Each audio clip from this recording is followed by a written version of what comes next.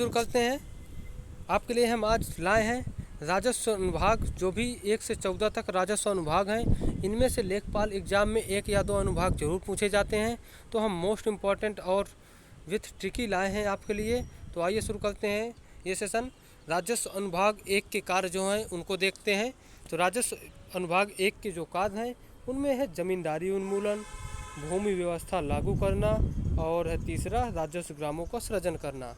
तो ये इसके मोस्ट इम्पॉर्टेंट तीनों कार्य हैं। आप देखना इसमें जमींदारी उन्मूलन को कई बार एग्जामों में पूछा गया है कि राजस्व अनुभाग फर्स्ट का कार्य क्या है, तो वह है जमींदारी उन्मूलन। वहीं देखते हैं अगला राजस्व अनुभाग 2 के कार्य। तो राजस्व अनुभाग 2 के जो कार्य हैं उसको देखते हैं। तो ये वृक्षारोपण इसमें कार्य है, वृक्षारोपण भी पूछा गया है एग्जाम में। ऊसर बंजर भूमि संबंधी आवंटन का कार्य होता है। बाजार हाट मेलों के आय व्यय से संबंधित कार्य होते हैं। जल प्रणालियों, तालाब, पोखर आदि में होने वाले आय व्यय से संबंधित कार्य होते हैं। वहीं ग्राम सभा द्वारा आवंटित भूमि पर कब्जा दिलाने संबंधी कार्य होते हैं। वहीं अगला देखते हैं भूमि प्रबंधक समितियों का कार्य एवं उनका नियंत्रण संबंधी कार्य होते हैं। तो ये राजस्व अनुभाग 2 के तहत सारे कार्य होते हैं। वहीं देखते हैं अगला राजस्व अनुभाग भाग 3 के कार्य।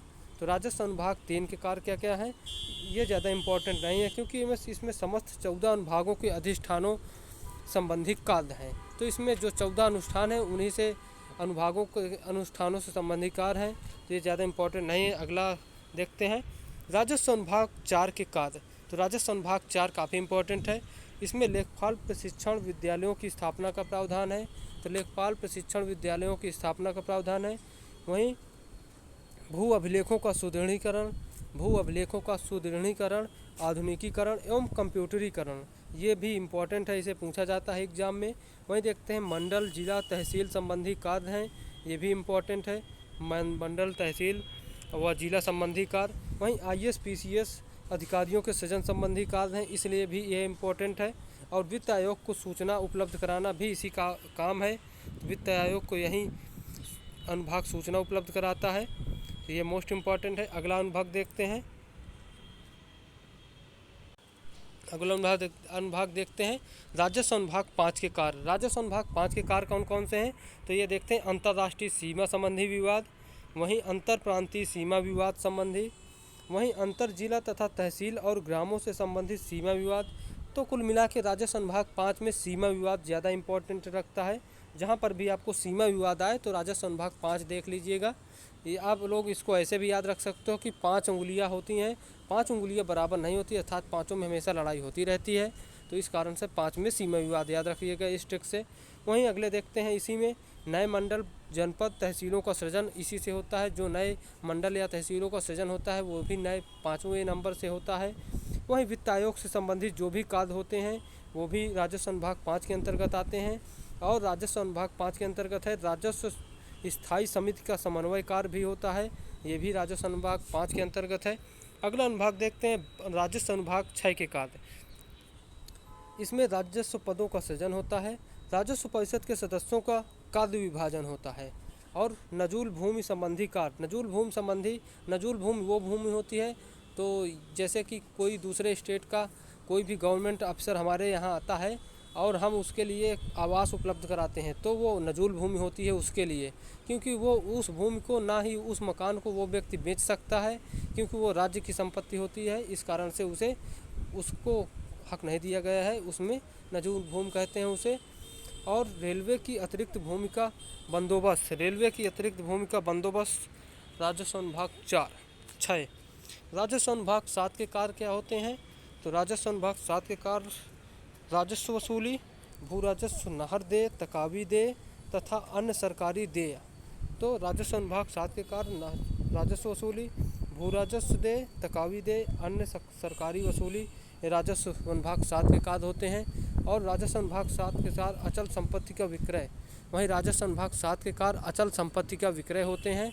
राजस्व अनुभाग 7 के कार्य अचल संपत्ति का विक्रय। और तकावी दे वो ऋण होता है जिसको कि किसान अपनी ऋण के रूप में लेते हैं, ये तकावी दे होता है।